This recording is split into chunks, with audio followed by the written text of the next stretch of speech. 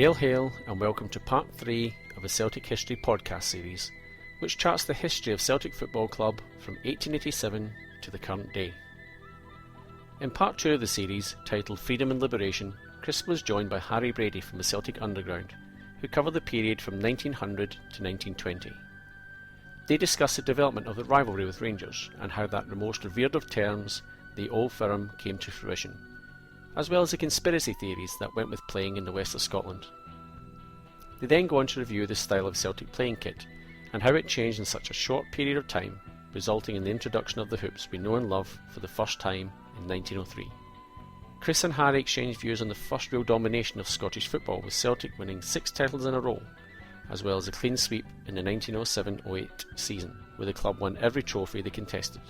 And we begin to hear some of the legendary names such as Patsy Gallagher, Jimmy McMenemy, Jimmy Quinn. There's more history surrounding the stadium and the issues faced by the Celtic board as they attempted to keep the club financially stable through some difficult times. Further consideration is made of the social climate that Celtic played through the early 1900s, which leads on to an examination of how the First World War impacted the club and the challenges it faced as a result. Celtic fans were paranoid. There was a summit called because of the behaviour of Celtic and Rangers fans. There was a Liberal government doing welfare in charge, doing welfare reforms. It was all as it is just now. There was an anti-Celtic story in the Daily Record. Nothing changed. Rangers were never this big Protestant bastion against Celtic at the beginning, but it did start to evolve that these upstart Irish Catholic immigrants were starting to win things, and so they put the exhibition trophy up. We thought, we're having that. Won the revised competition for the Ibrox disaster and kept it ever since. Appointed secretary-manager in 1897, Willie Maley set about his task with determination and vigour. It wasn't until 1903 that Celtic adopted what is now the famous green and white tubes, which are synonymous worldwide with our club today. Chains, or white, is for freedom, and green is for liberation. In 1907, 1908, they won every single trophy that they entered. It's the fact that seven Celtic players died in the First World War. It wasn't just the people affected by the war in Europe. Celtic Park itself was used as a place to recruit for the war effort, and indeed an exhibition of trench warfare even took place inside the stadium. I used to say to my son that I regretted that, unlike me who managed to get to Lisbon, he probably wouldn't get to a European final. But know what? We both went to Seville. But the real thing that sticks in my mind is after the final whistle, making our way back out the stadium, and everyone singing down the ramps all the way through the stadium, and you got to the bottom and you could still look up and see the Celtic fans coming down, still singing. It was just a fantastic atmosphere, a great day and a great memory. Now we join Chris McGuigan for part 3 of a 10-part series, where he will cover the period of 1920 to 1930 with his guest, the green and white writer Paul Larkin.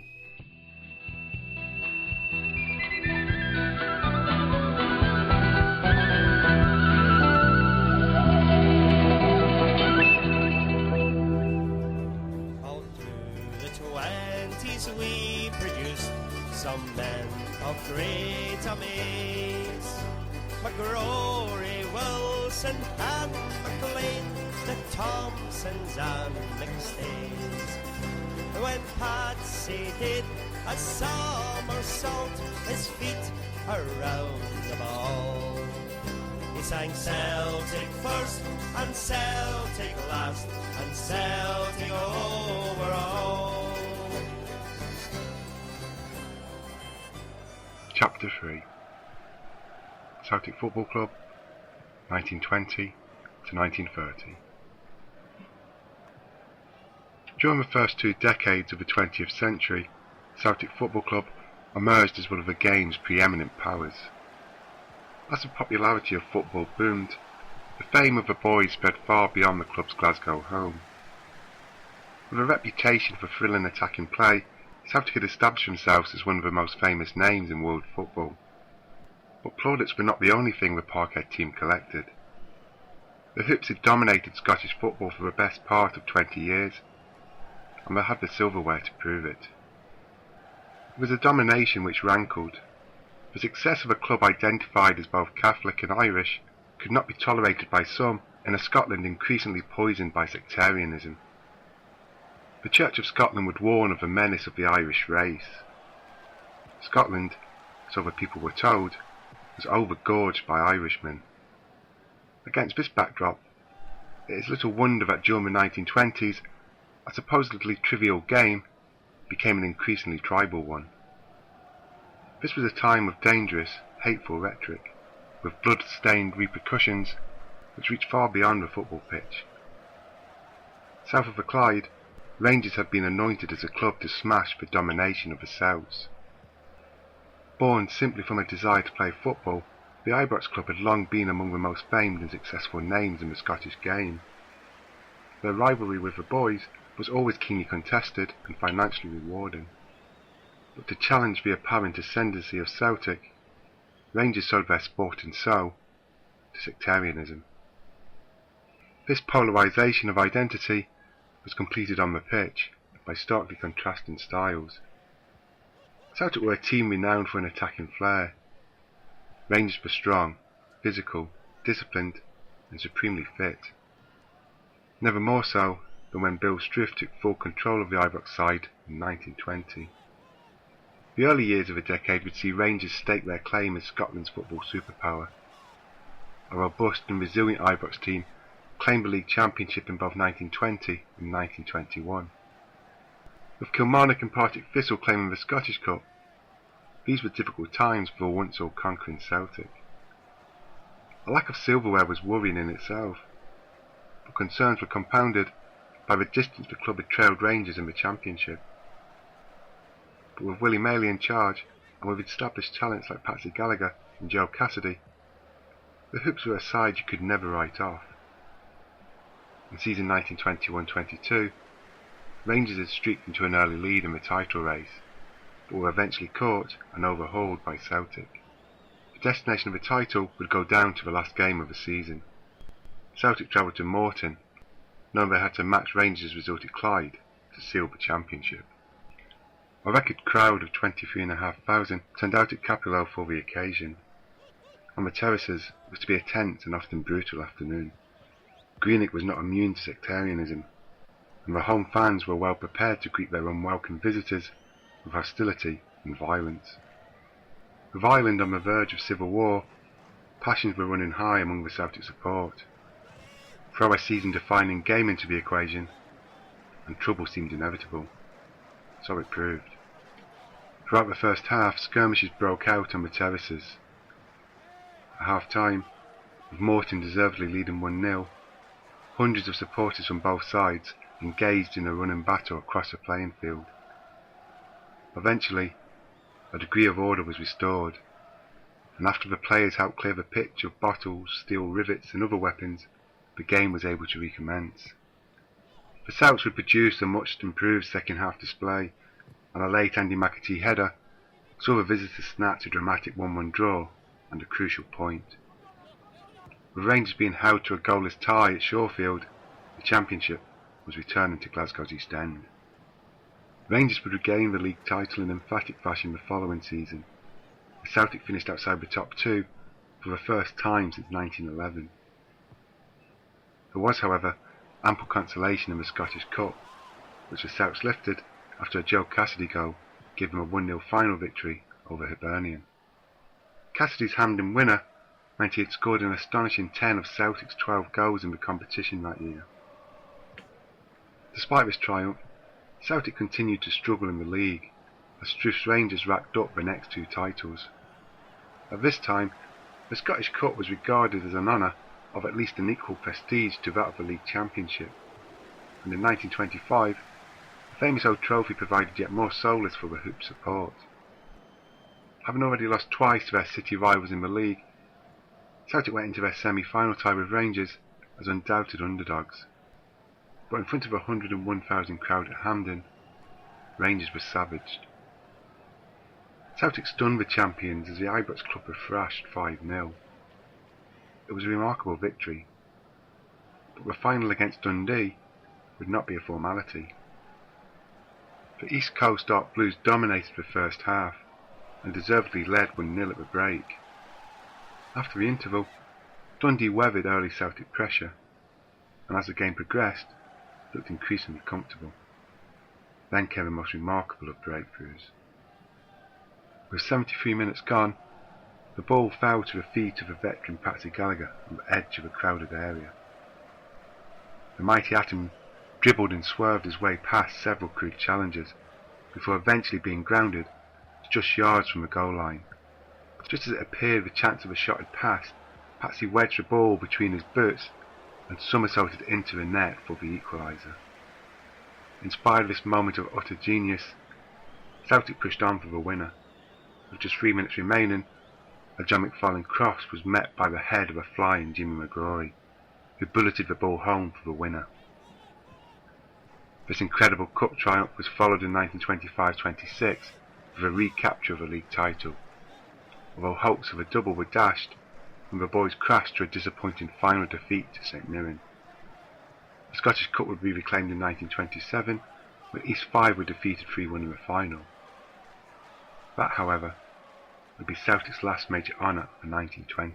Celtic first and Celtic last and Celtic over all. Okay, so welcome to Chapter 3 of the Celtic History Podcast, and I'm absolutely delighted to say joining me this evening is none other than Paul Larkin. How is Mr. Larkin? Very well, Chris. How are you? Absolutely brilliant, so I am, Paul. So, Paul, we've got 10 years to talk about tonight. We're going to do 1920 to 1930, and I'm sure some people are listening to this going, well, 1920 to 1930, what the hell happened in 1920 to 1930? Not very much, because we weren't that successful. But when you actually read your history and you find out some of the players that played during 1920 to 1930 and some of the things that were going on at the club, yet again, I think we're in for a fascinating couple of hours. Yep, there's characters galore. So we're talking about the Jimmy McGrorys, the John Thompsons, we still had Patsy Gallagher. The list's endless, isn't it? Yeah, I mean, that's the thing about Celtic. No matter how bad the times are on the park, there's always that wee bit of magic that just comes up, that wee bit of romance that just enlivens and enriches the support, and the 1920s were no different. So just to get things kicked off, when we look at this decade, we were champions twice, we were Scottish Cup winners 3 times, Glasgow Cup winners 5 times, and Glasgow Charity Cup winners 3 times. So not a huge haul in terms of trophies compared to previous years and future years. But we were still pretty competitive on the pitch, and off the pitch the team again began to develop this thing that we know as Celtic today. Yeah, I mean, I think that there was no doubt that throughout the decade that the club went in a wee bit of decline on the park. The club that we know now, yeah, definitely. I mean, it's perhaps not so much right now, but maybe in the last 20 odd years of the old board and stuff, you're talking about an era where Tom White, who was Celtic chairman, when the average wage was about £8 a week, wanted to bring it down to £6 a week.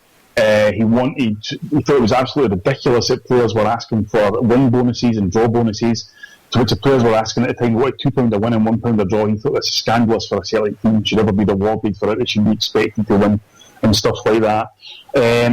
But also, some of these players, as I said before, when the times weren't as good, some of them were worth the admission money alone to come along and see, and I suppose that, the race throughout Celtic's history, we've always had that, Chris. You only have to imagine James McGrory, and James McGrory signed in 1821 and played right through to 1937. Imagine what it would have been like at the time, Paul, to pay your money at the gate and go and watch Jimmy McGrory. Well, I mean, Jimmy McGrory, he actually played his first game in 1923. It was against Bob Lanark. I mean, there's been so much documented about Jimmy McGrory, and all that kind of thing. Just the magnitude of his impact in world football. A story that I read, which didn't actually happen in the 1920s, but I just thought was absolutely brilliant, just summed up McGrory, is that you always hear about McGrory, he only ever got 7 caps, and he actually scored 6 goals in his 7 caps. But one of the goals was a winning goal against England at Hampden in the last minute that was responsible for what we now know as the Hampden War. That was where the very phrase was coined from, that McGrory winning goal. In front of 134,000 people. Yes, which I believe stood until Celtic broke the record in 1938 and obviously the European record in 1970. But McGrory, if there was ever an epitome on the field of Celtic Football Club, it was probably Jimmy McGrory. You know, he was Irish Scots, he was a rebel heart for the Gallagher, played for St Roch's. The stories are just magnificent about the man, and you know, if you think about him in the context of the times right now, I mean, you could even put him on the market; he'd be priceless, you know. The problem with these podcasts and this period of history is it's very difficult to find anybody that even saw Jimmy McGrory play now. Yeah, that's right. You know, how do you compare them to the modern players, Paul? You know. Well, actually, last year when the Celtic Group done a commemoration, Jimmy McGrory's son was there, and he looked like Jimmy McGrory. You know, he had the broad shoulders and the short neck and all that kind of thing. But I mean, to measure, because it's easy to look back at McGrory's record and think, oh God, he could be the greatest player ever played for Celtic. But the guys at the time who were supporting it didn't have a clue that he was going to go on to, you know, reach such heights as a Celtic player and stuff. But you could tell the devotion he had for him, because Jimmy McGrory, it's widely known now, was the first ever Celtic player to have a fan club. And the people who joined this fan club used to wear their wee badge with Jimmy McGrory's face on it on their lapel and go about the McGrorys and all that everywhere. And that kind of showed you know, just kind of devotion that people had to this guy, you know, because they could see, you know, because it was widely known about McGrory that he could actually header the ball harder than he could kick it.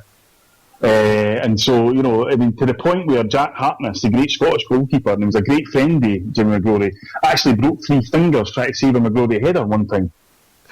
Now, can you even imagine how hard that must have been? It's fantastic, isn't it? You know, he must have been the Georgie Samaras of his day. Oh, well, aye. I mean, it's what I always think as well. Like, this is in an era when football players were men, you know. They were real men. They played on the part. So, just to do that, I mean, of course, McGrory right through had a massive impact on Celtic, right through the 20s and stuff like that.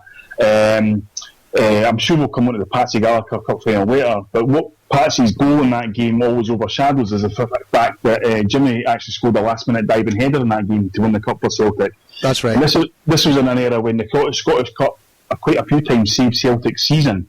And of course, there was other significant thing for Jimmy, 2 significant things actually, was in 1926-27 he scored 49 goals, which was the best in Europe in an entire season.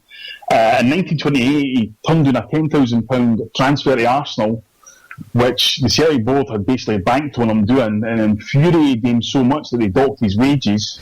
So right away, again, the kind of old board, the Kellys and the Whites were coming to fruition. But at the start of that year, in 1928, the 14th of January, Jimmy actually scored 8 goals against Dunfermline in one game. The records are just one after another with the man, like. Yeah. I mean, you're talking about a guy, Jimmy McGrory, you know, in that season where he scored the 49 goals in Europe, he actually scored 5 different hat-tricks against 5 different teams. He also scored a hat-trick in 3 minutes, which earned him the nickname A Goal a Minute McGrory. And this was in the first 3 minutes of the game, Chris. Fantastic. So, I mean, I think even right now, if you were to do that with no players in the opposition, it would be hard to run up, put the ball in the net, run back inside 3 minutes. and Jimmy done that. And of course, this was in an era where the 1920s were the first era where you actually had a recognised centre half in your team, which was primarily to stop the striker or the centre forward scoring goals. That's what they were there for. And yet Jimmy was still able to score hat tricks and 8 goals and, you know, hat tricks galore, that kind of thing. With a guy trying to stop him playing, you know. So I mean, you can't even really put any words the impact Jimmy McGrory had on Celtic, or indeed, you know, has had on the entire history of Celtic Football Club. And to put it into perspective too, I mean, you weren't talking about the Scottish League as we know it today, where you know it's you know a poor relation to some of the bigger leagues throughout the world. The Scottish League at the time was one of the premier leagues, certainly in Europe and maybe in the world. Absolutely. I mean, unfortunately, the 1920s were the sort of era where kind of Rangers Oldco tried to sort of basically got their act together. Mr. Struth took the reins, and you know, was basically where he I would go as far to say enforced the sectarian policy. Indeed, there was a story because Rangers hadn't won the Scottish Cup since 1905, and it was kind of coming like a noose around their neck. They were desperate to win it, and a scout said to Bill Struth, well, there's a guy I know that's just become available, and he's won the Scottish Cup before, and he could be the guy who could go and win us it. And he said, oh great, who is it? And he said, oh, it's Tommy McNally. And Struth just said, oh, that's the end of the conversation then, because it just wasn't going to happen. There was never going to be Catholic signed by Rangers. So you had a strong Rangers team then. You had a strong Airdrieonians team then, believe it or not. And you had a strong Queen's Park team, obviously, strong Raith Rovers team. So as you say, Chris, I mean, there was a lot of great sides. Scotland had a great team at the time, they were on the brink of the Wembley Wizards and stuff like that. So it certainly wasn't any kind of SPL now as we know it,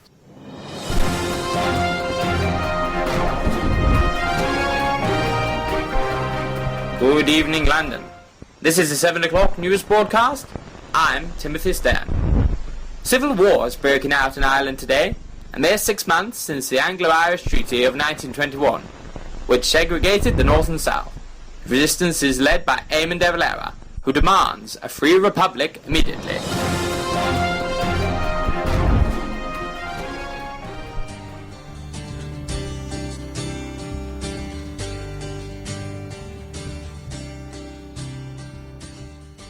With the Great War over, but still a recent memory, peacetime in Glasgow brought more cultural change.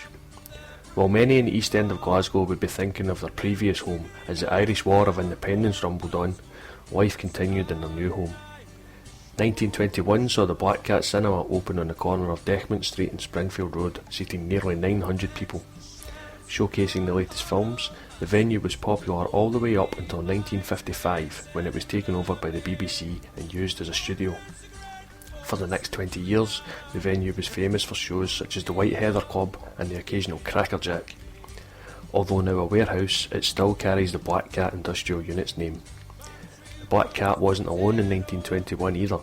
The Parkhead Picture Palace also opened in that year on Tollcross Road, remaining there until it was destroyed by fire in 1960. The advancing technology of the 1920s was evident in the game of football too. Until that time, if supporters wanted to know what was going on in a match, they either had to be at the game itself or they would have to wait for the newspaper reports the following day.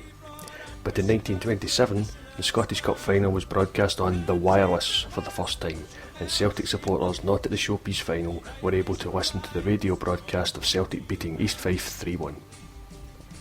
1928 saw more advances at Celtic Park too. The grandstand had stood for 24 years despite its early flaws, but it was finally demolished to make way for a newer, more modern stand. While the stand itself was designed by Duncan and Kerr, the imposing front facade was designed by renowned Glasgow architect Archibald Leitch. Leitch had previously designed several other football stadium stands, including the main stand at Ibrox, which still stands today as a listed building. The new stand saw the end of the stilts, with the seated area being part of a single split tier. Although smaller than its counterpart across the city, it could still seat 4,800 spectators and cost £35,000. The new stand was opened on August 10th, 1929, as Celtic defeated Hearts 2-1. But by that time, another tragedy had befallen the stadium. After the stand fire in 1904, the pavilion on the north side of the stadium had been repaired. However, in May 1929, another fire would finish the job. Although the alarm was raised quickly by those men who were working on the new south stand at the time, the fire spread quickly and engulfed the pavilion. Like its former companion, the mainly wooden structure could not be saved. Sadly though, it was not the structure itself that was the major loss. Many of the pictures from the first 40 years of the club were stored and displayed within the pavilion. When the building caught fire, it spread so quickly that nothing could be saved. Many of those early pictures were lost forever, including pictures of the first Celtic team, the first Scottish Cup winners, the first League Championship winners, and portraits of the very first committee men. Only one item survived the pavilion fire.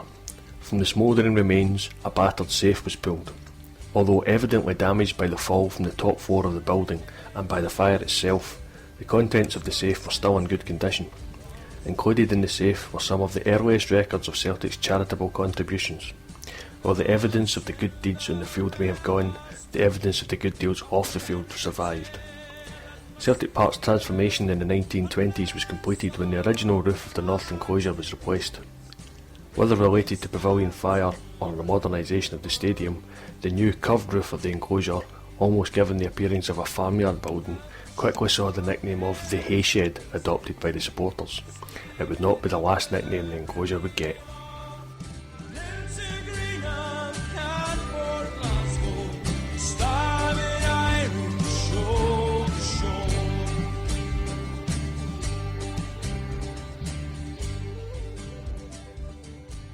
And it's interesting you say that about Rangers, and this certainly isn't a Rangers podcast by any stretch of the imagination, but we've been talking so far in Chapter 1 and Chapter 2 about the formation of Celtic.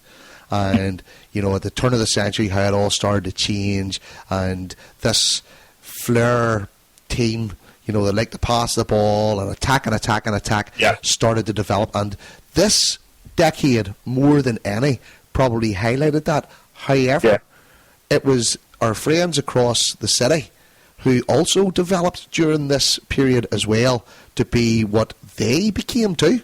Yes. There was, as I say, you mentioned Struth before. I mean, Struth was clearly the kind of linchpin of that policy.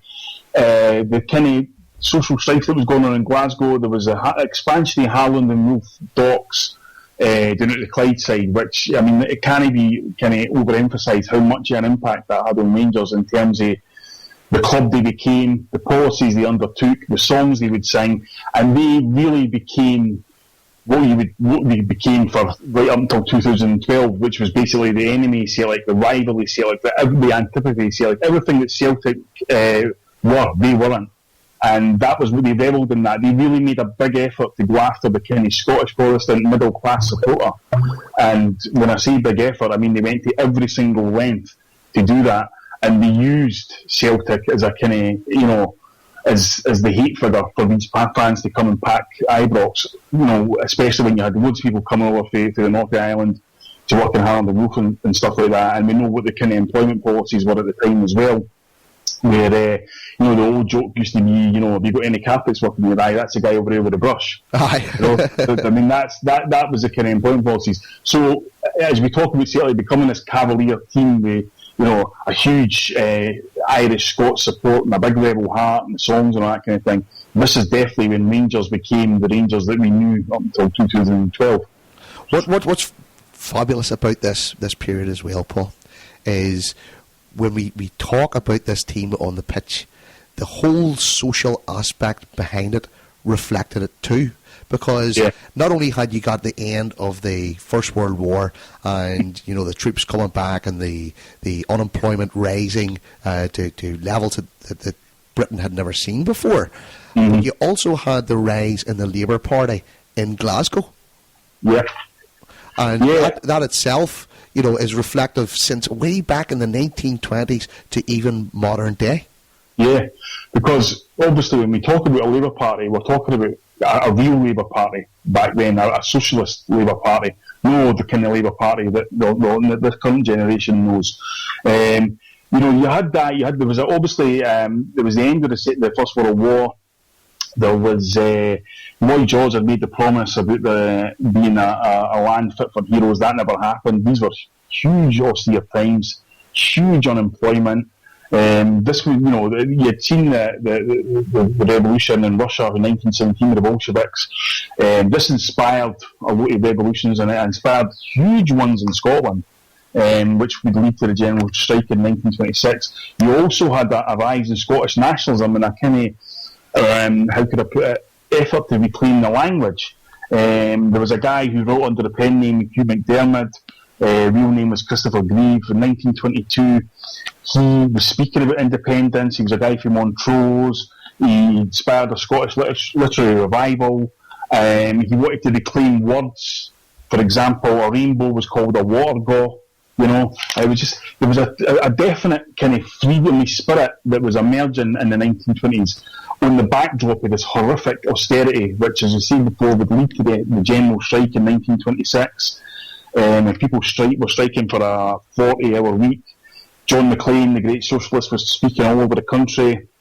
As I said before, they were inspired by the Russian Revolution, which led to huge unrest in the middle of George Square, which I know was touched upon in the last podcast, to the point where they were actually, at the end of that day where there was unrest in George Square, there was actually 6 tanks positioned in the salt market to stop any more. So that's the kind of backdrop of this kind of thing. And Celtic, was playing a huge part in this in terms of they were doing things for people to make them money and all that kind of thing. And they were kind of they lowered the prices at Celtic Park, which was unheard of in football. Football was going through a boom time with the crowd. And Celtic were lowering the prices because they understood the social complexity of the situation and the kind of hardship that people were going through, particularly in Glasgow. And even to put it into perspective about football, in 1921 there was even a competition called the Glasgow Lord Provost Rent Relief Cup. So the whole social aspect at the time was pretty much falling on its backside. Yeah, because, as I say, it was in 1926, that was when obviously things came to a head. It got so bad that the opening day Celtic were structured to be at Rugby Park, and the fans could not afford to go. So they walked to 20 miles from Glasgow to Rugby Park to go and watch Celtic. And Celtic, as it had been right from the beginning of its conception, had been the beacon of light for fans. Uh-huh. This wasn't just a football team that you went to support on a Saturday and things like that. This was the thing that was guiding a lot of the fans and guiding a lot of people, and it was giving them some really hope that things could get better. And as we touched on before, the people that were playing for Celtic at the time were entertainers. There was people, like Patsy Gallagher and Jimmy McGrory and Tommy McNally especially. They saw their role as actually going out to entertain the people.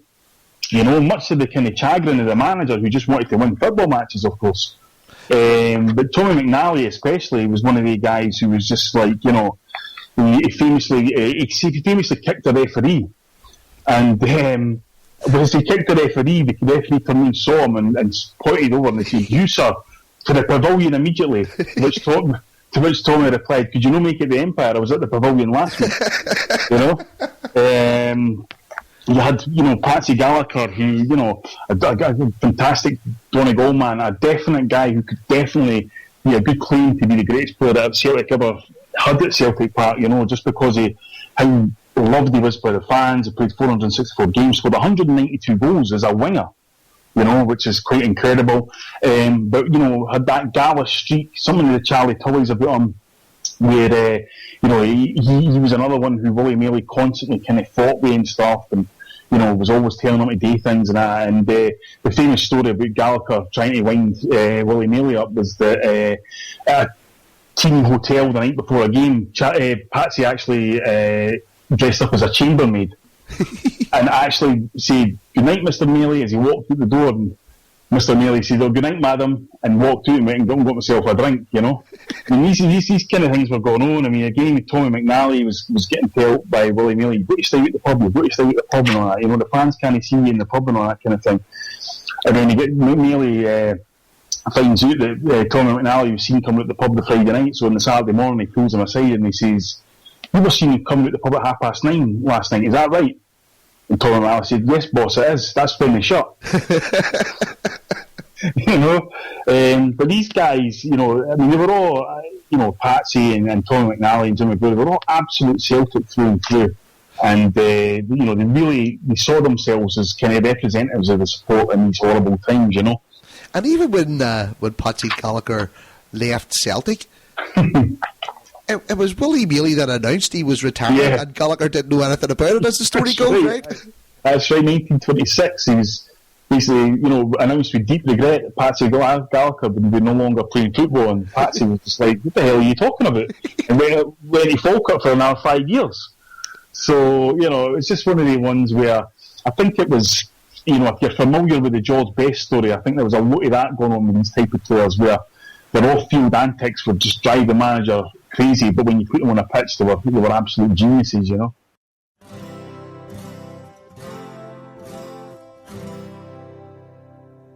We seek him here, we seek him there, never to find is very rare. You can go to any single country in the world and you'll find dedicated followers. Why are you a Celtic fan? I'm a Celtic fan. I became a Celtic fan on the 25th of May 1967 at 7 years of age. And bizarrely, I did not watch that game.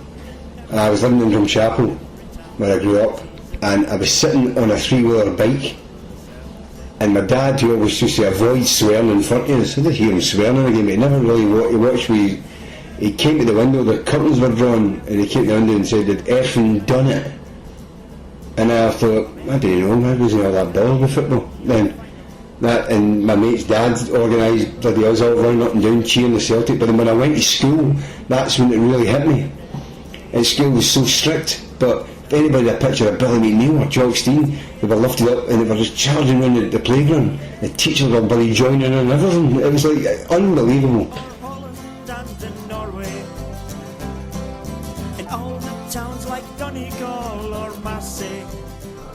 Why are you a Celtic supporter? I was born a Celtic fan. My dad's kind of that way inclined, you know. He's brought up a Celtic fan, Catholic Irish background, and born in Glasgow, and it's all I've ever known. Been always a Celtic fan. Listened to my dad, he showed me the right way, and that's how it's going. And thank goodness for that, you know. Hail, hail.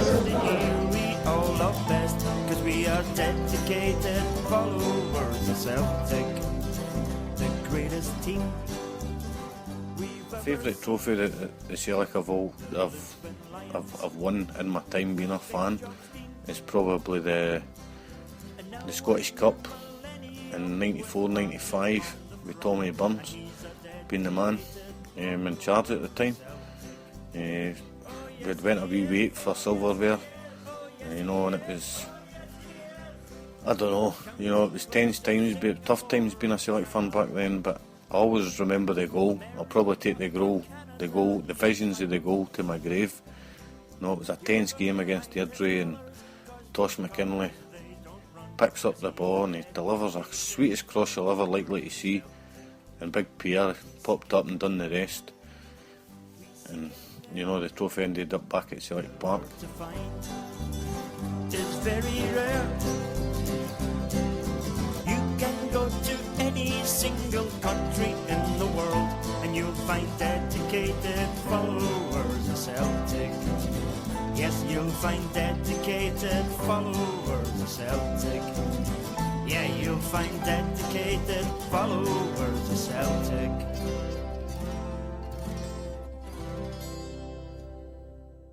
The characters then must have been absolutely magnificent. As you say, they were entertainers, weren't they?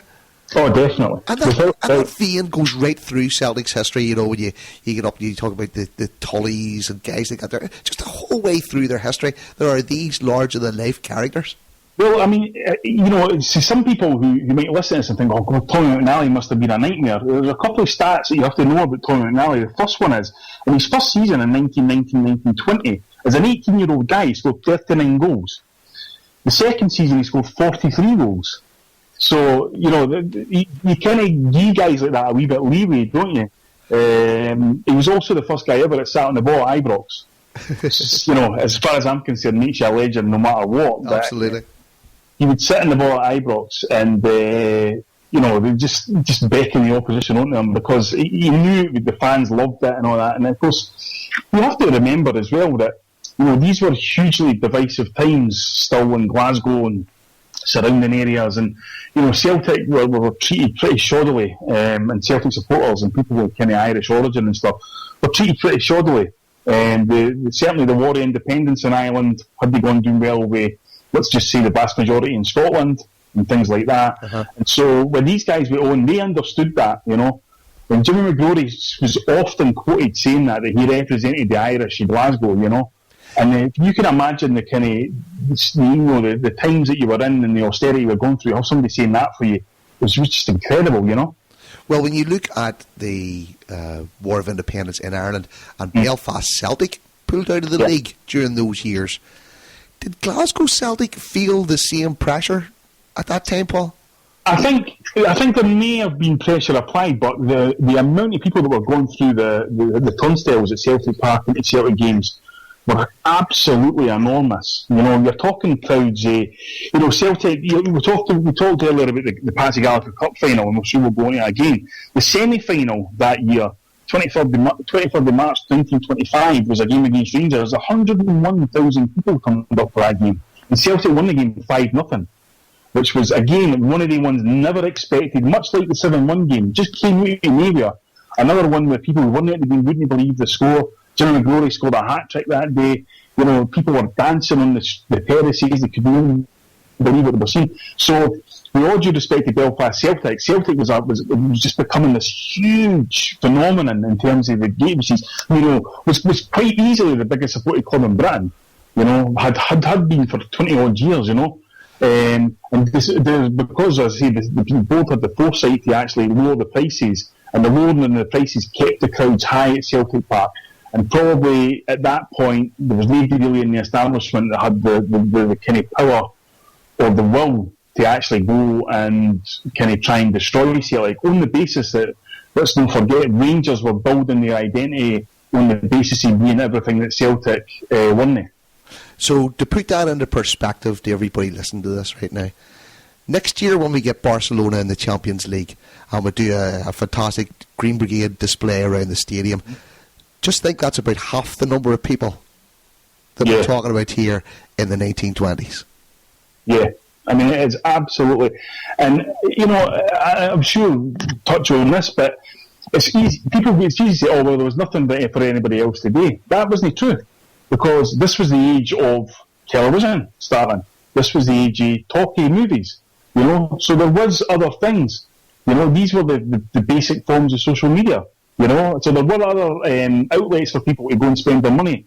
But the fans stuck by the club through thick and thin. And this is when there was a real bond that went between the fans. Because, let's not forget, I mean, you had the First World War had only ended in 1918. There were 800,000 people for Britain lost their lives, you know. So there was a huge kind of desire to go and get something positive, and for many people in Scotland, Celtic was that positive thing.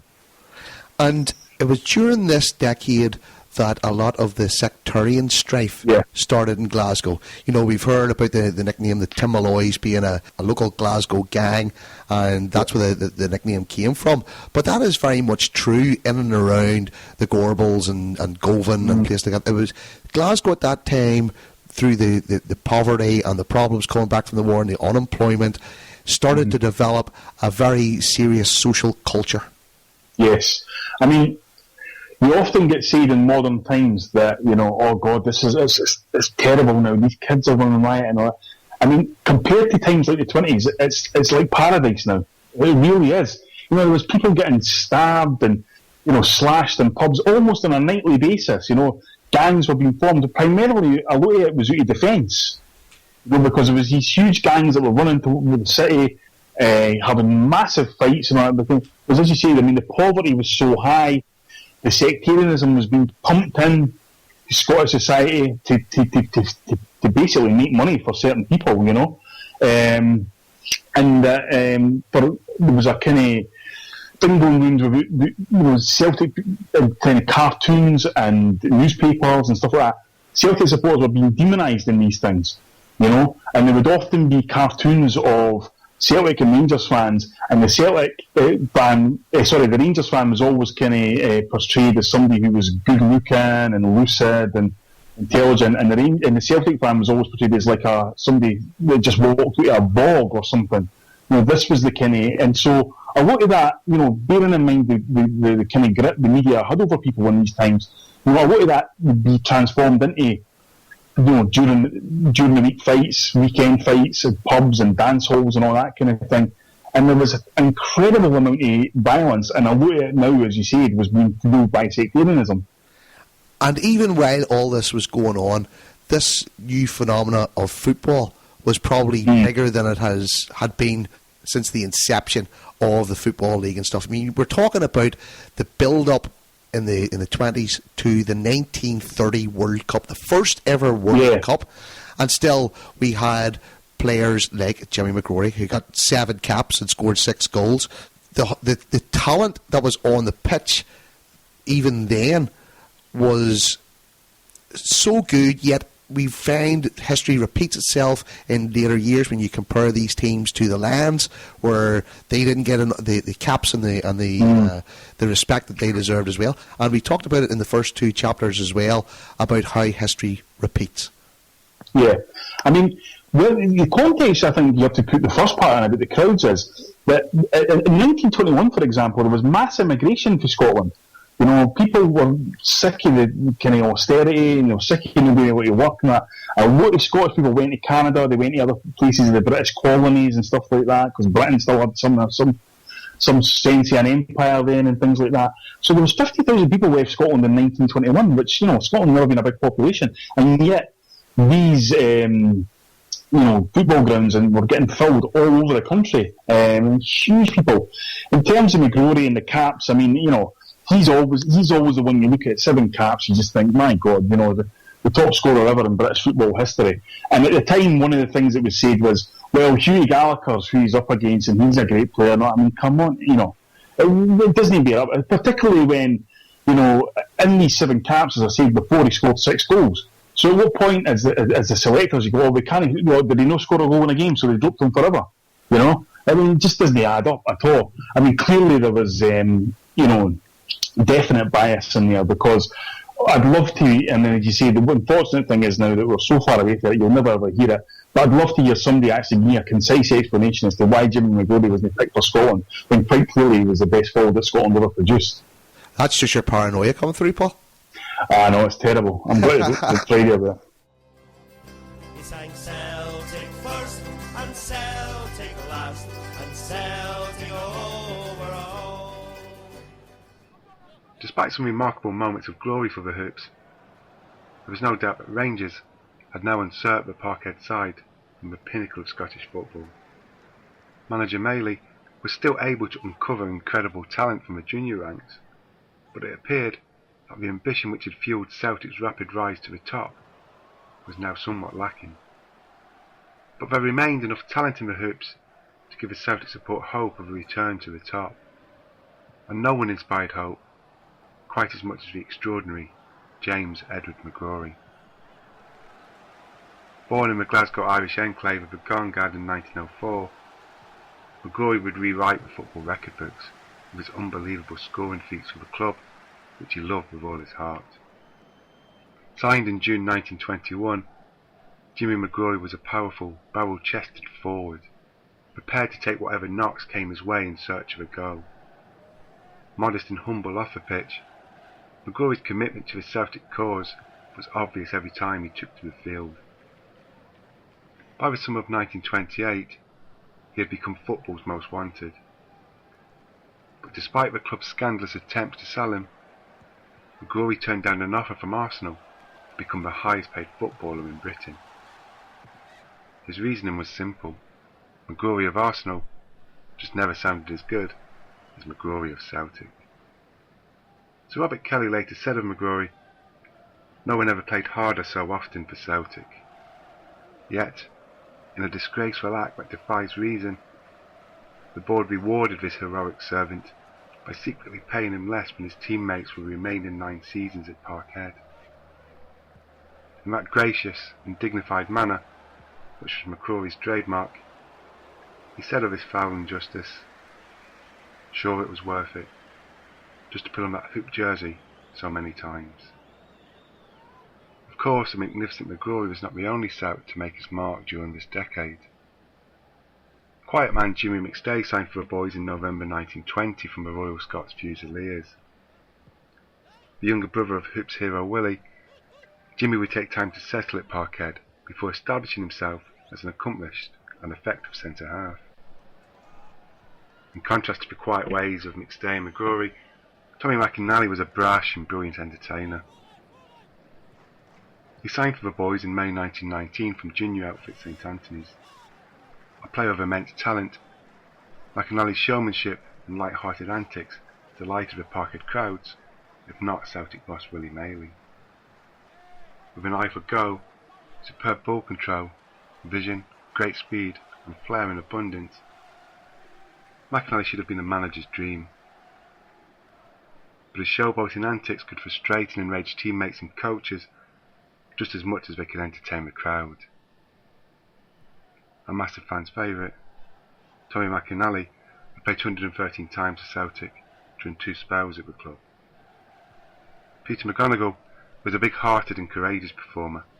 The strong tackler McGonigal joined Celtic from Dundalk Hibernian in 1926 as a left half, but went on to establish himself as one of the very best fullbacks in the game. Signed in 1922, Alec Thompson was a gifted inside forward who provided Celtic with vision and guile. Seen as a natural successor to the great Jimmy McMenemy, Thompson was a clever craftsman who had the vision and ability to thread intelligent passes through the tightest of defences.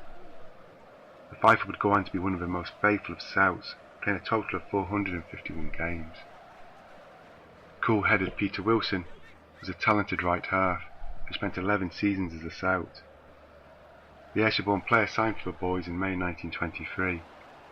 An exquisite pass with the ball, Wilson was a calm and calculated player who would survey his surroundings before setting up a Celtic attack with another inch-perfect pass.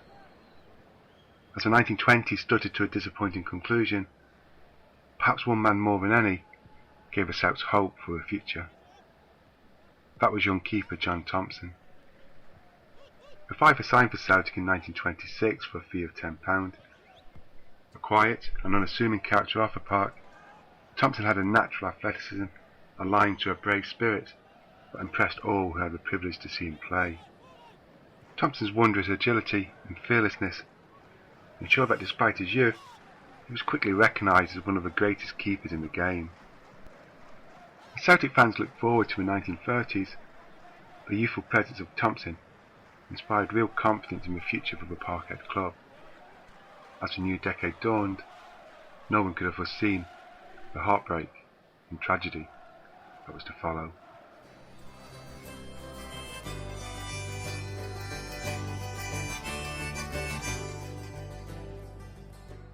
The other thing that I wanted to talk about on this chapter is how Celtic started to change away from being the Irish Catholic club to probably the more left-wing socialist club. Yeah. Is it right to use the word socialist in this context? Yeah, I think so, because I think that the moving away for the Catholic Church had already began before the 20s. You know, when people seen how much money would be involved with the club and the crowds that they were getting and stuff, and business types were kind of moving in. I mean, it's the same old story the world over. But there was a clear sense of socialism building in Scotland, and particularly in Glasgow. And I mentioned John McLean before. You know, you've obviously had the War of Independence in Ireland, you'd had the 1916 rebellion, and these were things that played huge parts in the life of Celtic supporters, because let's not forget that, you know, it wasn't that long where generations of Irish people had come over to Glasgow, you know, and that eventually saw the poverty and the strife that ended up with Celtic being formed. But in the 20s, there was definitely a politicisation of the club, and there were strands coming out for all these different things that would play huge parts in Celtic's history. For example, you talk about the War of Independence in Ireland. So obviously Eamon de Valera becomes the president of Ireland after that. And of course, Eamon de Valera was only saved from the kind of gallows or the shooting party in Ireland in 1916 because his actual nationality, he wasn't actually born in Ireland. But he becomes the president of Ireland, and he ends up being the guy who sends over the flag to Jimmy McGrory, who requested it from him. It's the new Irish tricolour at Celtic Park, which the SFA tried to take down. So, you know, even as the strands for that independence, the War of Independence, and then McGrory ended up becoming the manager after played at Celtic, the importance of the Irish kind of identity of the club was always strong, but it was a definite political agenda with the club. But the club understood the issues that were surrounding the people. You know, you mentioned playing in a cup that was to help with rent. The fact that they were bringing down the prices.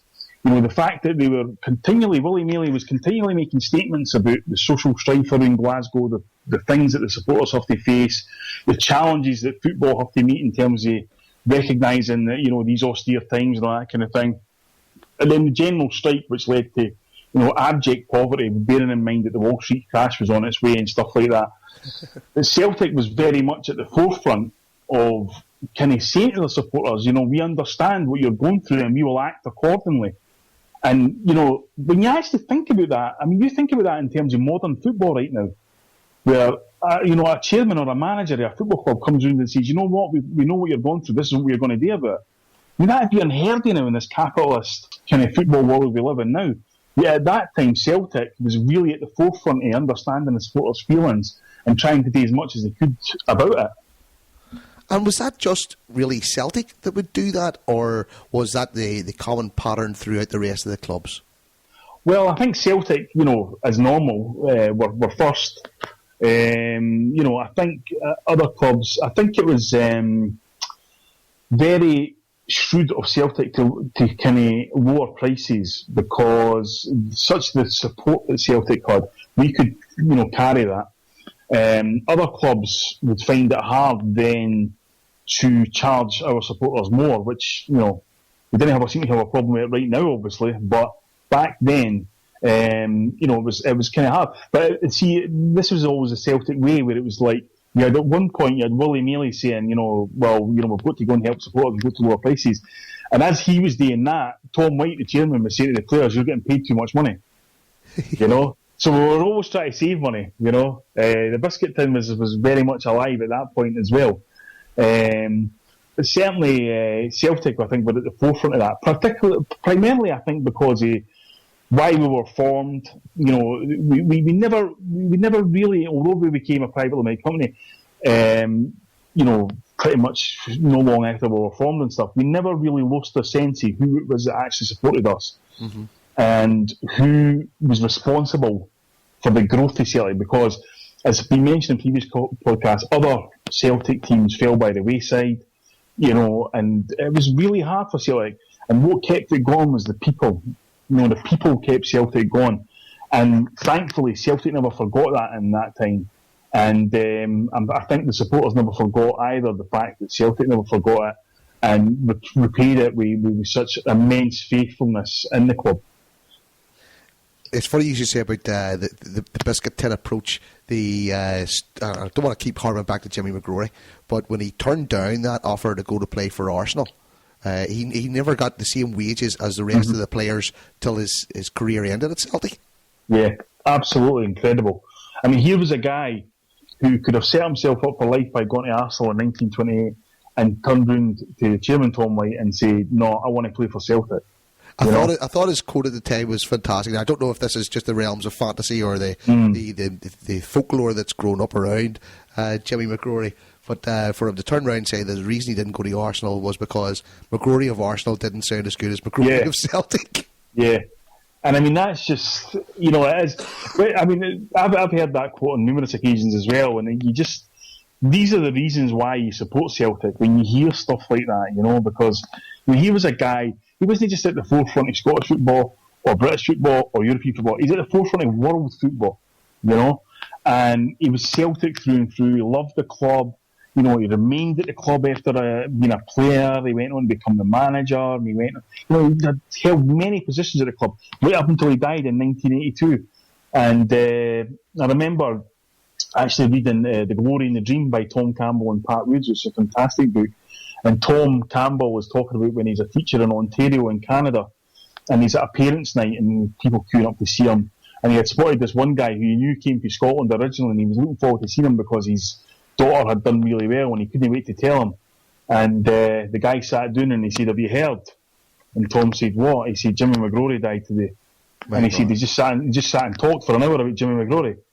And he said it was brilliant because Tom said, "I laughed, I cried, and all that kind of thing." And then the person goes away, and the wife says to the guy, "Well, how did she get on then?" He's like, "Oh, Christ, aye." And I have to go back and ask again, that was the kind of impact that McGrory had on the Celtic people, and I think it's probably the only unfortunate thing about McGrory is we didn't have enough footage and enough people alive that saw him to give him the recognition, which would be, without question, in my opinion, the greatest player that ever played for Celtic. And even when you think back to more recent years and I think Larson is probably one of the obvious characters of our more modern history, Paul. You know, when he had the opportunities to leave and stayed, and, you know, the goals that Henrik Larsson scored for Celtic, you know, Larsson's probably, I'll probably get lambasted for this, but he's probably one of the guys very close to the same sort of character as Jimmy McGrory. You know, he had opportunities to leave, but he just liked playing there, and he scored an awful lot of goals for Celtic. But for a foreigner to come and get it, I mean, the analogy with Larsson is good for the modern day fan. I mean, of course, they both had the same middle name, which was Edward, which was pretty incredible. But if people want to look at the impact of Jimmy McGrory, what I would say is, if you look at the impact that Henrik Larsson had over 7 years, and then just imagine he stayed for another 7 years and had the same impact, that's the kind of impact that McGrory had on Celtic. You know, I mean, that's the length of time that he was here. And then, of course, I mean, McGrory, I mean, it's incredible to think that even if he had just scored these 550 goals for Celtic, you'd think, well, that's not. But he was a manager of the team that won the Coronation Cup. That's right. He was a manager of the 7-1 team. I mean, this is, you know, you can't really get much of a bigger impact. I mean, he's in, you know, when you talk about Jokestein and all that kind of thing, and, you know, Brother Wilfred, Jimmy McGrory's on that level. No question about it. Well, do you think, I think McGrory was the only pre-war Celtic player that was named in the greatest Celtic team ever? Yeah, I mean, it just, his impact on it, but I mean, I say he was the top scorer in Europe twice in his career. When FIFA had their anniversary, he was the third player mentioned after Pelé and Puskas when he talked about the great players of world football. I mean, you can never underestimate it. And the fact that, I mean, the stories are amazing. You know, the Patsy Gallagher always told the story about telling a young winger where all you've got to do is kick the ball in the box and aim it at that guy's head. And he was like, oh, who's that? He said, oh, it's Jimmy McGrory. He said, oh, it's good. He said, but remember, son, he wants the laces turned away from his forehead. You know? I mean, it's just the kind of things. And people, and I think, I think that Scottish people and Irish people especially, we love to romanticise stuff, you know. We love a tragedy and all that kind of thing and all that. But when they were watching McGrory at that time, they didn't know the impact he was going to have or anything like that. And you read some of the match reports, they're absolutely incredible. You know, his ability to head a ball for 18 yards harder than people could kick it. I mean, to this day I can hardly even get my head round that. Never mind, you know, it's just like, how are you able to do that? Because if you look at McGrory, he had virtually no neck whatsoever. So there was no real kind of way to pull his head back, but he was broad-shouldered, and he had the heart of a lion, and he went for these goals at a time when goals were hard to come by. And he was 5'6". Exactly. And yet people say the best header of a ball that ever played for Celtic, a guy at 5'6". Fantastic. You know, so phenomenal.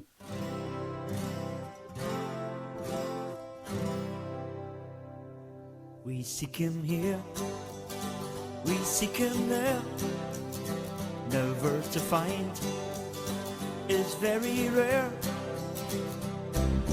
You can go to any single country in the world and you'll find dedicated followers. My favourite part of Celtic Park, it's changed over the years. I've been going to Celtic Park regular since about 82, 83.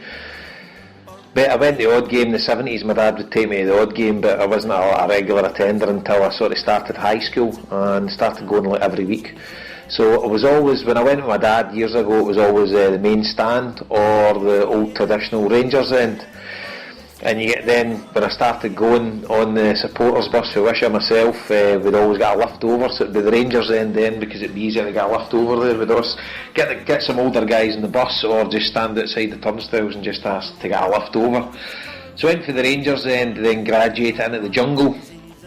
Then up the back of the jungle, all the singing section, things like that, was great. And then, as you get a wee bit older, maybe went into the Celtic end, sometimes the main stand. The Rangers end, that was brilliant in there when we played teams like Aberdeen and that in the early 80s, before they had the big fences up and stuff like that. They put these wee temporary fences up, and it was like running battles between Celtic and Aberdeen supporters and Hearts. Hearts used to get the full Rangers end. And again, back to the days in the 80s, always filled me with fond memories. Celtic Park rocking against Dundee United, rocking against Aberdeen and against Hearts to a certain extent, and Rangers were a sort of non-event during the 80s.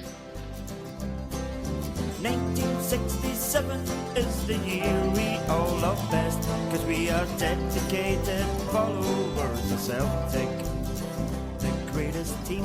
When I was a child, coming to Lanarkshire, my dad always went to what we call the Rangers End. I don't know if you can remember them, but their supporters used to go in there. Basically, our buses parked behind there, where the old Bar's Ginger Works used to be, and it was a quick doner up all the many, many stairs when I was a child, after getting lifted out, of course.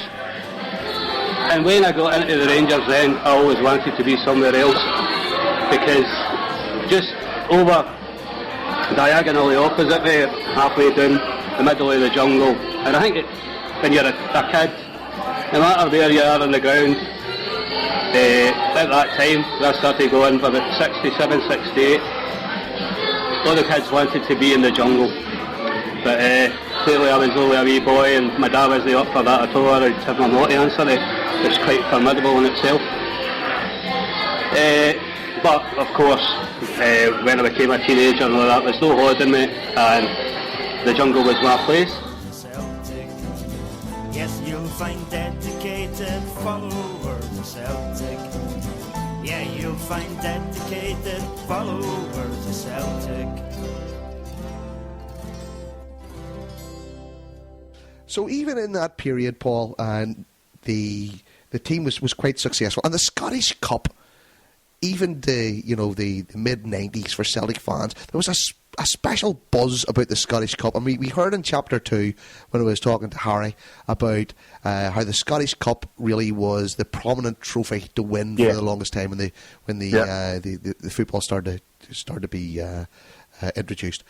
But Celtic, even during this period of the 20s, enjoyed some fantastic cup finals. Yes. I mean, there was the Scottish Cup. People in the generation probably above us always used to say, that was Celtic's trophy, And Celtic was always widely regarded the best cup team in Scotland. And it was around about this era that really came to prominence. I mean, the first cup win was in 1923 against Hibs. And it was a 1-0 win. Cassidy scored the winner. And by all intents and purposes, people said they were at the game, and the reports on that said it was an awful game, a truly awful game. Except the one anomaly, the one thing that we stood out was the fact that, of course, the Celtic manager at the time was Willie Mealy, but the Hibs manager at the time was actually his brother Alec Mealy, which is just incredible. When you talk about impacts of families on different things, the impact the Mealy family had on football was incredible. Another huge crowd, though. It was 87,000 people turned up at that game. Incredible crowd. And then, of course, in 1925 we had the famous Patsy Gallagher Cup final, which, again, romanticising stuff like that, but the reports at the time, Dundee had went 1-0 up, had been playing reasonably well, was a decent Dundee team, and then second half, Patsy picked up the ball inside his own half, and as the commentators would describe it, he jinked and weaved his way through 6 Dundee players.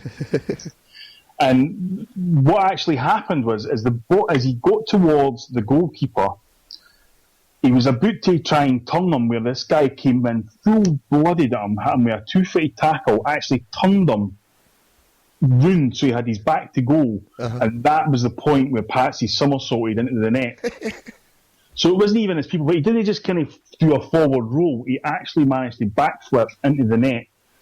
So much power in it that not only did the ball end up at the back of the net, but Patsy ended up in the back of the net, and it took him about 5 minutes to get Patsy out the net because he was so entangled in it.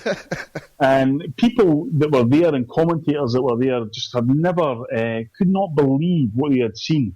They just could not believe that this audacious skill.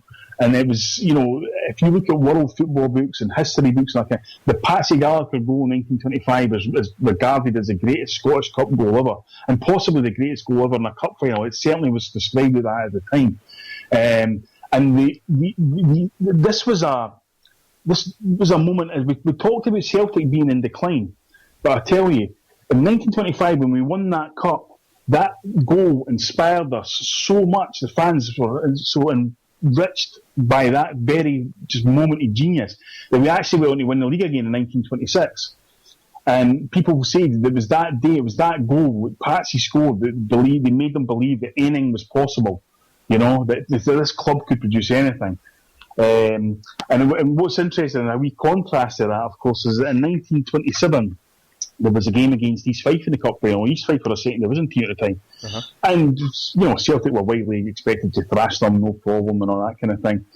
But East Fife took the lead, and, there were people basically saying that, fans on the terrace couldn't even look at each other because they could not believe that Celtic had went a goal down to East Fife. That this was actually happening. But Celtic, thankfully, came back. We scored 3 goals in quick succession. And so 3-1 up in the second half. The players had decided at half-time that what we're going to do here is we're going to have some fun, we're going to entertain the crowd. And so what the game was is that the players were just going to set up Tommy McNally all the time. And Tommy McNally was to shoot for anywhere, shot for inside his own half, and he was shooting for anywhere. And it got to the point where East Fife were so demoralised by this that Tommy McNally twice ran through, rounded the keeper, and deliberately missed. I look at Harold Bratback in a whole different way now because I saw him run round the goalkeeper a few times and miss and laugh his ass off. But that was, again, like we talked about the characters and the entertainers and all that kind of thing. Any opportunity to go people like Tommy McNally and Patsy Gallagher to entertain, they would take it, Sorry, they saw themselves as, as that's what their duty was to the support. An interesting little tidbit about that 1927 Cup final is that it was the first ever Cup final broadcast live on radio. Yes, that's right. So you have to think about the times where radio had really just started to take off. And one of the funny things that I noticed whenever I was doing a wee bit of research for tonight was I was looking at how media started to get introduced into football and when the big events and stuff were, and I found a piece of Pathé News, and it was a Celtic Rangers Cup final from sometime in the 30s anyway, and a Celtic Rangers game. It looked like Camden, and 2 things that struck me about it was, first of all, of course, the size of the crowd, which we've already talked about, but the other thing that's actually surprised me was the standard of the football was very, very good. I know an awful lot of us get romantic about, this fantastic idea, this brilliant team, but still when you think back to football matches in this era, you're still thinking it's kick and rush, my God, with 5 forwards, and most of me just humping the ball up the pitch. And the little bit that I saw, which probably was about 4 or 5 minutes, wasn't the case. Like, people actually did pass the ball. Yeah. I think you're absolutely right. I think, if you were to speak to somebody like Lisbon Lions or whatever and say, oh God, it was much easier to score goals in your day and do things in your day, they'd probably, just laugh at you because they were getting kicked and pushed and punched and I think what has changed over the period of football is defensively. Defensively, things have changed. The defences have got better. They've got more organised. I think it was the actual 1930s Arsenal team was one of the first teams that played a kind of flat back 4 under Herbert Chapman and stuff like that. And that's what changed, because before, as you say, 5 forwards and all that kind of thing. Even if it wasn't lying, you had 4 forwards up in the European Cup final. So that's what changed. But, clearly, what you have to understand, that people have to understand about that time is that it was just as hard, if not harder, to score goals because defenders and goalkeepers could get away with a lot more. That's right. That's right. So, they weren't getting pulled up for anything. And you look at the Leeds United team of the 70s who won trophies on the basis of kicking people off the ball continuously, doing stuff over the ball. Now, you can imagine that was in an era when there was TV cameras. Imagine what it was like when there wasn't any TV cameras. Could you imagine? I mean, I've heard, doing a bit of research for this, I heard Jimmy Delaney talk about the fact that he'd never actually been to Celtic Park before he actually signed for Celtic, because he came from Cleland and he was a wee toon guy. He wasn't a big city guy and all that kind of thing. But his father did. And he said when his father used to come back to the games and he used to tell young Jimmy about them, he said, I used to think he was going to watch a war every week. He said, because they were just, these brave men going out there and all that kind of thing. And I suppose the only thing that offset that at the time, Chris, is the fact that you could basically assault the goalkeeper to score a goal. I think they should bring that rule back, actually. They'll be very well protected. I tell you, I wish I'd been brought to bring it back for the Seville game in 2003. That would have been nice just for that one off. But no, I mean, you've seen it on these Pathé Newsies where it sounds like Mr. Chumley Warner's commentating and all that kind of thing, where you see goalkeepers getting bundled into the net all the time. and the bravery was just incredible. Because these guys, most of them were wearing woolly jumpers. That's right, yeah. Uh-huh. They've no gloves, and they've no padded shorts or anything like that. But they would go out for £6 a week and give their all for the team, And that brings us nicely on to one of the other fabulous characters that we haven't talked about yet, and that is, of course, Johnny Thompson. Yeah, I mean, obviously, the next podcast I'll touch on what actually happened to him. But again, looking at the match reports, we talked about tragedies before. I mean, there's a horrific tragedy, so it's easy to romanticise John Thompson and that kind of thing. But one report I read was that John Thompson was actually able to turn in mid-air and save a shot. So he's diving one way, the ball gets deflected another way, and he twists in mid-air and manages to save it against Queen's Park. And the Queen's Park defender, a guy called Tom Snedden, I think, said he'd never seen anything like it on a football pitch. And he said that he went over at the next corner and he was about to congratulate him when John Thompson stood on his toe. So I love all that stuff. I can listen to all that stuff all day long. It's brilliant. For such a young boy,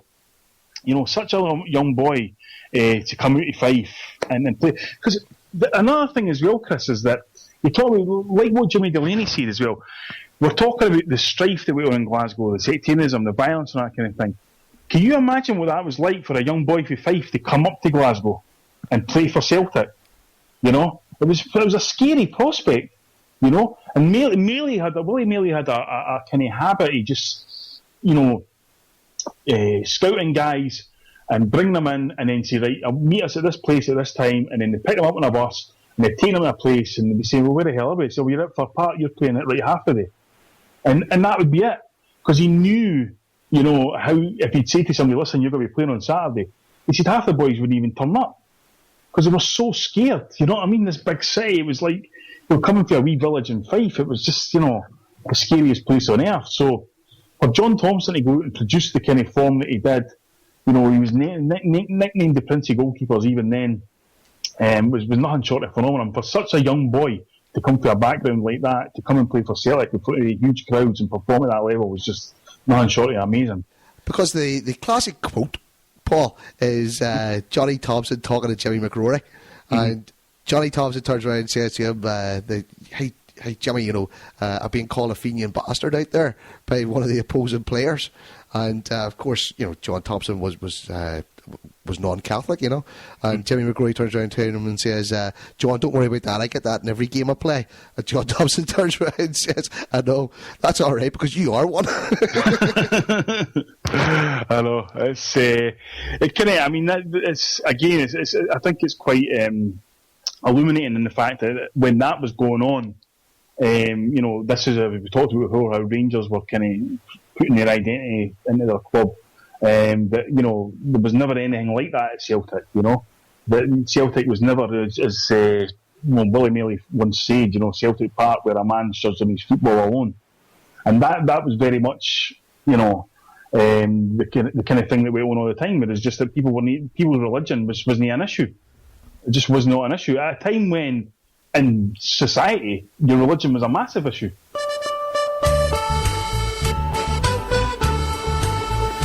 From 1920 to 1930, there were very little changes to the Celtic home shirt. The hoops were worn throughout this decade along with the ever-present white shorts. The only slight changes to the home kit was subtle differences added to the socks. During this decade, the away kit was changed a number of times. 1921 to 1922, our away kit was a green shirt with a white collar. This was worn with white shorts and black socks with 2 green hoops at the top of each sock. In 1922 and 1923, our away kit was a green shirt with a white collar, but this time the shirt had a thick, solitary white hoop in the middle of it. This was worn with white socks and black shorts with 2 green hoops at the top of each sock. In 1923 to 1924, our away kit was an all-green shirt, which was worn with white shorts and black socks, with 2 green hoops and a white hoop sandwiched in between the green hoops at the top of each sock. In 1924 to 1925, our away kit again was an all-green shirt, which was worn with white shorts, but this time the socks only had the 2 green hoops at the top of each sock. For the 1925-1926 season, Celtic chose a massive change in their away kit, as an all-white shirt was introduced with a shamrock adoring the left breast. This was worn with black shorts, and again with the black socks with the 2 green hoops at the top of each sock. Season 1926-1927 saw another big change in the away kit, as not only radical new design was introduced, but we had 2 away kits. The new shirt design was made up of alternative green and white quarters, which was worn with white shorts and again with black socks, with the 2 green hoops at the top of each sock. The second away kit was a dark green shirt, which was worn with white shorts and the usual black socks with 2 green hoops. Season 1927 to 1928 saw Celtic revert to 1 away kit, and this was a lighter green shirt, which was again worn with the white socks and the usual black socks with 2 green hoops. In 1928 to 1929, our away kit was an all green shirt with a white collar, worn with black shorts, and once again the black socks with 2 green hoops. In 1929 to 1930, our away kit was an all-white shirt with black shorts, and again the black socks with the 2 green hoops on top.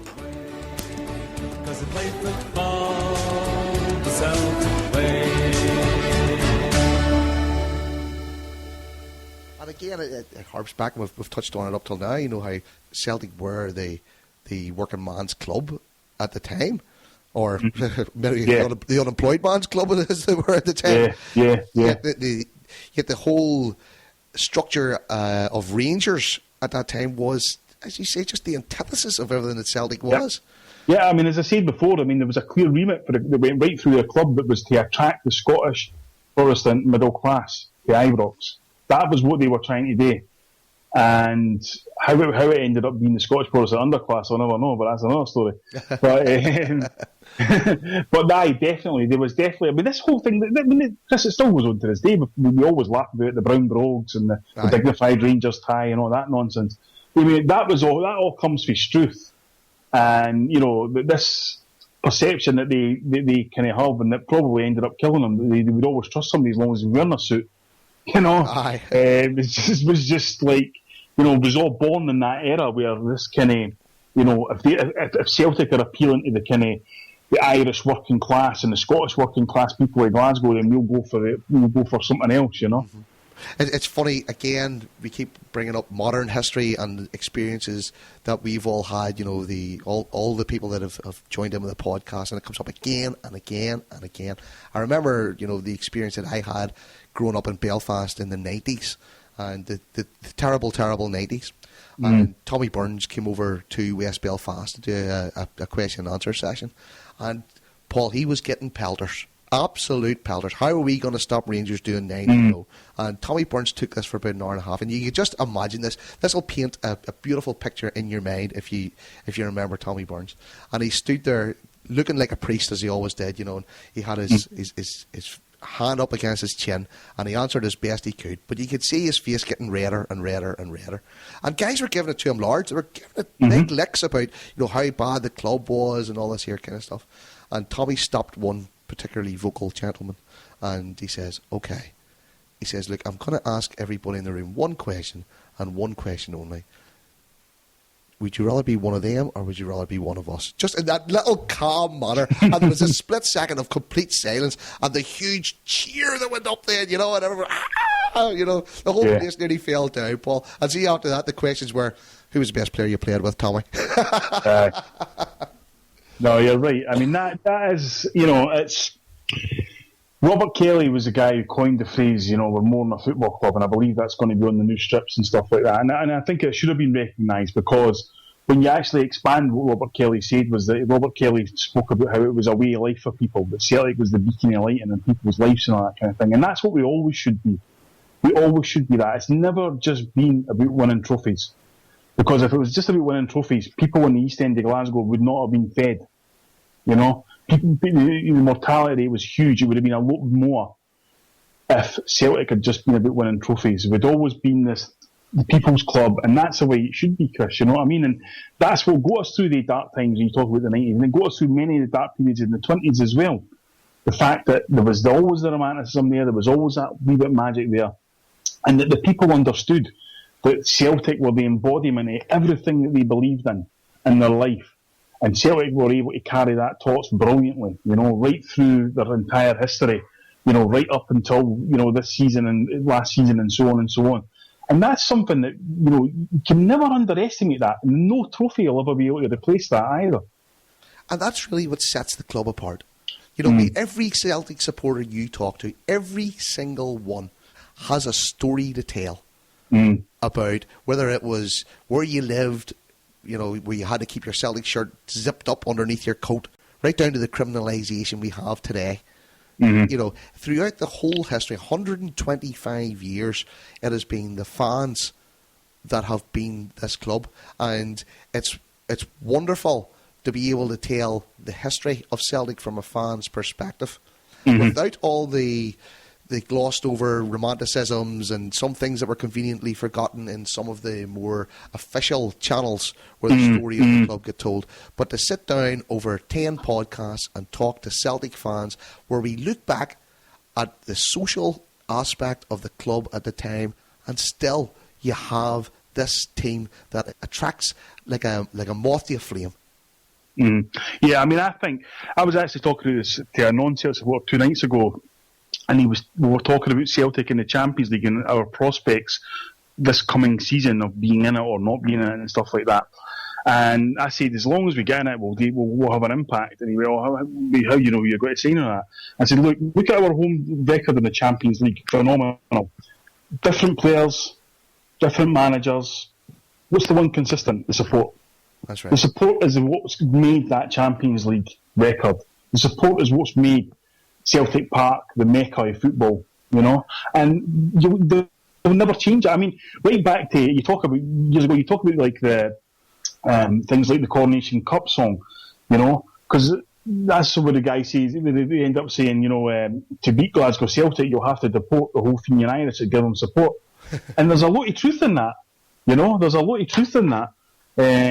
Because that's what it is about Celtic. It is the support. It's the, you know, and I know it infuriates the fans, the other clubs, and all that kind of thing. I think we go on about it all the time and all that kind of thing, you know. And I always remember Ian Ferguson when he had his testimonial, and he had a slagging off of Celtic on his T-shirt that had the greatest fans in the world.com, which is meant to be slagging us. Right. I wonder how he felt when UEFA and FIFA gave us that exact award.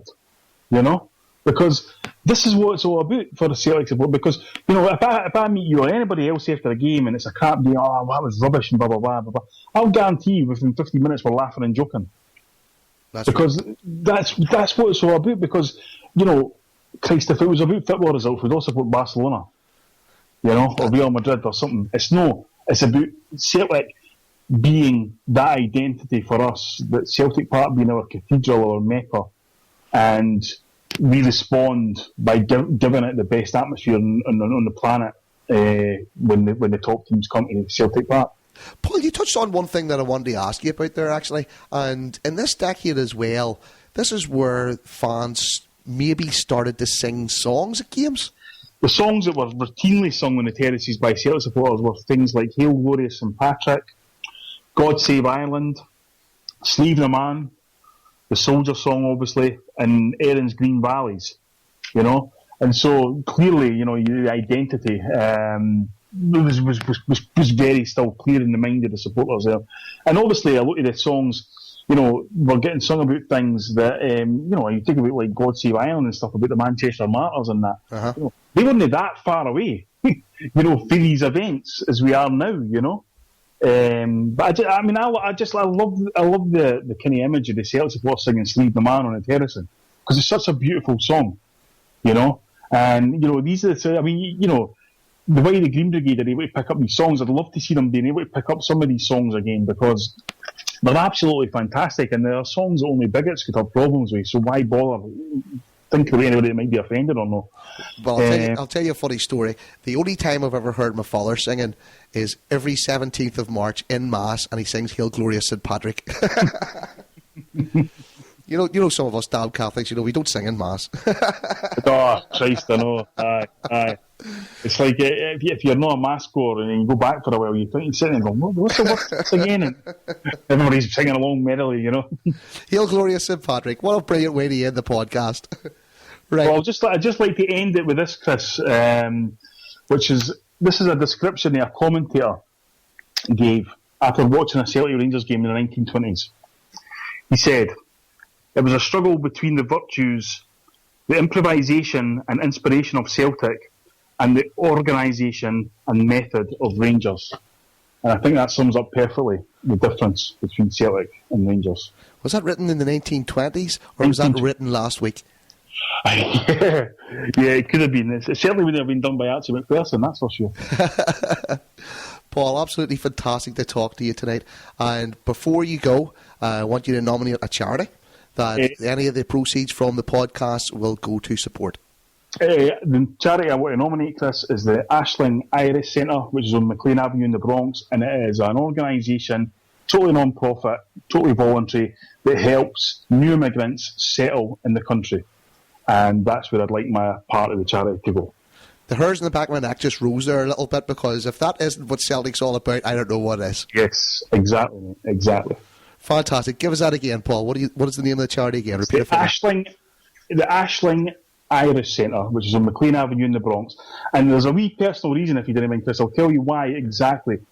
Anybody who goes to the Bronx or in New York will tell you that these people will help you, they advise you how to get a house and a job and all that kind of thing. But what they also did for us is, when I went back a second occasion, they actually were able to get my son free health insurance, which was a big thing in itself, except 6 months later, he really needed that health insurance because he contracted lead poisoning. My goodness. So without that free health insurance, he might never have been treated, because we might never have been able to afford the medical costs in New York that would have cost to get him treated. So this is my way kind of saying thank you to them. It's the Ashley and Irish Centre, McLean Avenue in the Bronx. Wonderful people, and if you're ever going over to the Bronx, that's the people who will help you. Real heroes. Absolutely. Fantastic. Paul, as ever, wonderful to chat with you. And you, sir. And I will talk to you again very, very soon. Perfect. Thanks very much, Chris. Cheers. Brilliant, Paul. So there's our folks, that's the end of chapter 3. Absolutely brilliant again, and wonderful to catch up with Paul Larkin as usual. Of course, this episode wouldn't be possible without the help of loads and loads of different people. So in no particular order, thanks a million to Pat from Half the World Away podcast, The Human Torpedo, Richard from Carluke, Jim Blythe, Gary from Bristol, Tommy Donnelly, Chris Kuyava, Stuart from thecelticshirt.co.uk, Kelly from Stonehouse, Jason Higgins, everybody that left the voicemails and all the little audio clips, and Charlie and the boys, and the Wakes, of course, for the music. So make sure you check out the Ashling Irish Centre in Queens, which is a charity that Paul will have his portion of all the money raised through the donations for these podcasts donated to. And their web address, if you want to have a little look around, is ashlingcenter.org. That's AISLINGCENTER.org. And a fantastic worthy cause it is too. Now, we're still getting loads of downloads, and we're still getting some donations. I think that's the most politically correct way to put it. We have broken 250 quid so far. That's not bad after 2 podcasts. And we're hoping to break at least 1,000 quid, because you couldn't hold a charity anything less than £100 each. And we will have 10 charities, of course. So make your way to healhealmedia.com and donate 50p, a pound, £5. If you want to pay for the whole series, donate a tenner, and then your conscience is clear. But we really would like to see a few more funds coming in. And remember, every single penny that is raised through this series will go directly to the charities. No wages, no costs, nothing like that. And every one of the 10 charities that will benefit from this are absolutely worthy and very close to all our hearts. So get your money in the words of Bob Geldof, get your money in now. And you can do that by going to healhealmedia.com and look for the donate button on the Celtic History podcast page. Couldn't be easier. Remember, you can also still send in your sound bites for inclusion in the fan section of the podcast. Record them on your iPhone, record them on your Android, record them at your computer, dead simple, and then send them to lostboys@gmail.com. And if you don't do it, you're going to miss out, because this is our history podcast and you should really be part of it. Just do 30 seconds about a funny story whenever you're following Celtic, you know, where you were whenever the Rebels won, who your favourite player is and why, what your daddy told you about Celtic, why you're a Celtic supporter. All that sort of stuff is absolutely brilliant and really does make the podcast what it is, because if we don't have the fans, we don't have anything. I was just busting to say that. So next week I will have Tom Minogue from the Celtic Wiki covering 1930 to 1940. What the hell happened between 1930 and 1940? Well, of course, we toured America and Canada. We have the whole John Thompson story, the Empire Exhibition Cup, and our 50th anniversary. So you think there's not much goes on in the decade? Start reading your history and you'll realise that there's tons to talk about. My name's Chris McQuiggan. Hope you enjoyed it as much as I did. Talk to you all next week. And one more time for luck, go to heelheelmedia.com and make a wee donation, 50p, a pound, £5. Just follow the link to the Celtic History Podcast and let's make a big difference.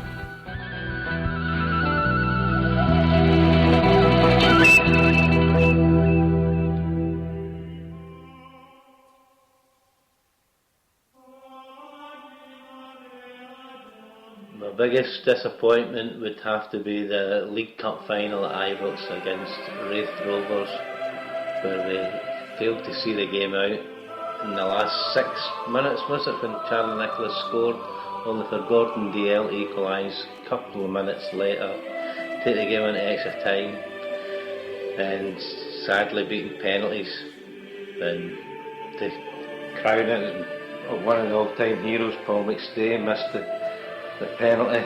However, couldn't blame him for anything. I could forgive Paul McStay for anything. He was one of the best ever players to play for the Hawks. Was my gran told me in the early 60s, when she was a young girl in 1918, 1917, around about that time, time of the First World War. She lived in the Gallagher and did all her life beside Jimmy McGrory, and she actually used to count for him the number of headers heading the ball off the wall in a close, and apparently it went to 1,000. She used to tell me this. She used to count Jimmy McGrory heading the ball 1,000 times back and forth up a close in the Gallagher. So that's one of my earliest ever memories, is a memory of my gran. My favourite moment's got to be Seville. When I got there, it was it must have been easy 80 degrees. It was a nice place. It was just filling up with Celtic fans. It was 2 days before the match. The next day was a few more fans there, starting to get busy. And the actual day of the match, I don't think I've ever seen as many Celtic fans all in one place. And I also remember looking at the policeman who was trying to guide the traffic through the main street. And he just looked over at the other policeman and waved his hands as if to say, that's it. Shut the street down. There's just no way we're going to keep people on the pavement. It was a fantastic moment. And apart from the score, it's probably one of my greatest trips ever in my life, going to see Celtic. I'll never forget Henrik Larsson's header to take it all square. It was a fantastic moment. Fantastic. Sing me a song of Patsy Gallagher, one of the Celtic boys. When he gets a ball, he dribbles through them all, and it's a sure go. Jimmy McManamy, Andy McIntyre, they are the real boys. But the best wee team in Bonnie, Scotland is the team that wears the green and white.